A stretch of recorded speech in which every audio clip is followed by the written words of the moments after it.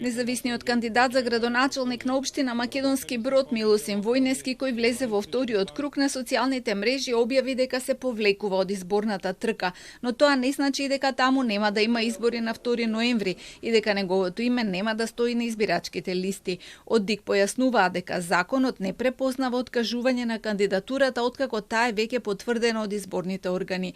Спорно е откажувањето на Facebook, од причина што некој може и да му го хакира профилот, но и да поднесе официјално барање до ДИК, тоа нема да смени ништо.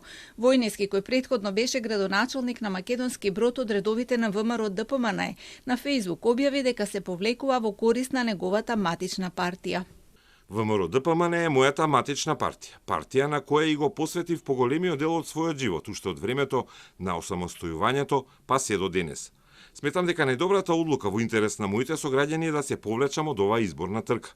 Свесен сум дека ова моја одлука за многумина ќе биде изненадување.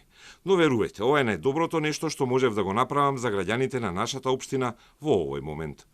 На изборите во неделата Војнески освои 705 гласа и само со 3 гласа повеќе од кандидатот на СДСМ Ивица Стојковски успеа да влезе во вториот круг.